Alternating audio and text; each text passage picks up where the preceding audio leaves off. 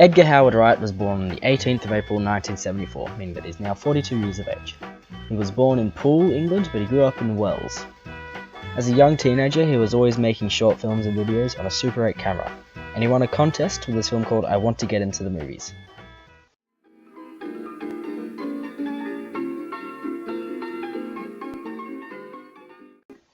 Throughout his teenage years, Edgar made a large amount of short films, with some of them getting a large amount of critical acclaim. This shows that he has always had his filmmaking ability inside him from a young age. From 1992 to 1994, Wright attended the Bournemouth and Poole College of Arts, and received an ND in Audio-Visual Design. After this, he directed his first feature film, a spoof western film called A Fistful of Fingers. The marginal success of this scored him a job directing BBC comedy shows, which later led to him directing his feature films. Wright's first large project was A Fistful of Fingers, an extremely silly British western movie that went into limited theatrical release in 1995. This led to him directing comedy TV shows for the Paramount Comedy Channel, BBC, and Channel 4.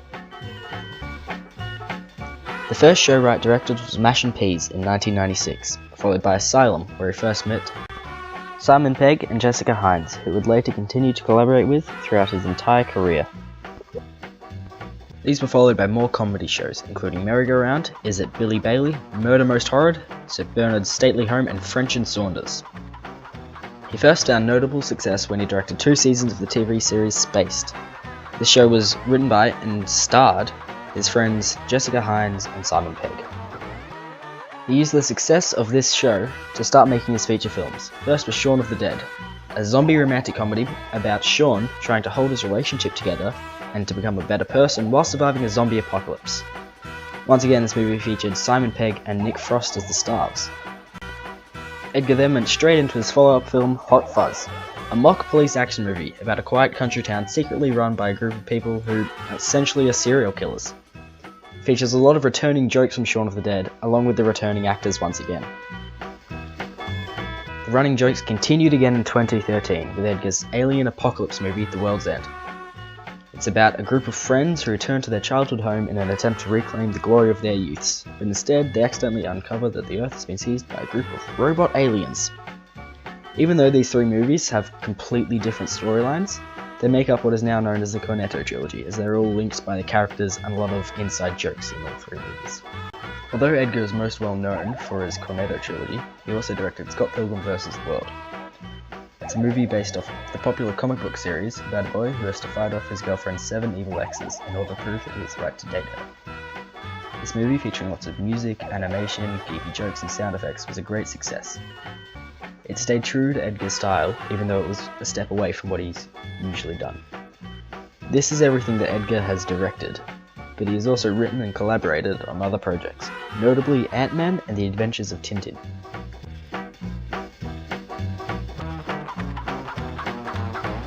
Edgar Wright has all the marks of an auteur. Predominantly, he loves to use muses. Jessica Hines, Simon Pegg, and Nick Frost all appear in large amounts of his works, as do Bill Nighy and David Bradley and a few others in the small supporting roles. He loves movies about people living ordinary, mundane lives in ordinary, mundane places. He then makes them get thrust into bizarre and amazing situations, such as an electrical salesman being the hero in a zombie apocalypse, a washed-up drunk having to stop an alien invasion. Hand in hand with this is an editing technique consistent across a large amount of his works. He loves using fast montage sequences to make ordinary, boring things exciting and interesting.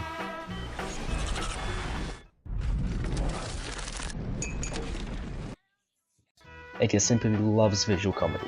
Rather than relying on dialogue to give jokes like a lot of other movies, he uses camera angles and facial expressions to deliver his jokes. One of his favourite tricks is getting people to enter and exit frames in strange ways. You don't know how to switch off!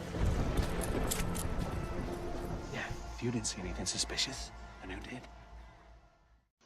He often includes well-timed and amusing sound effects as well to add to the humour.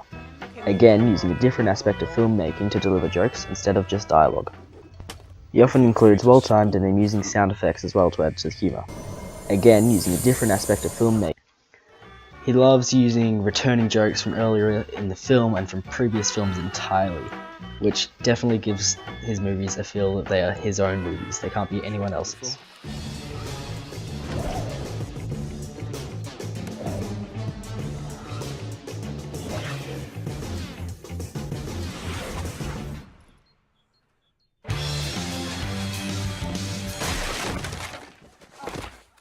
He often uses the camera techniques of whip pans and close-ups, as well as using interesting scene transitions to make his movies seamless.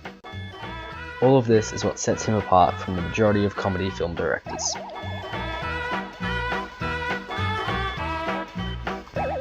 This British comedy director is an amazing auteur.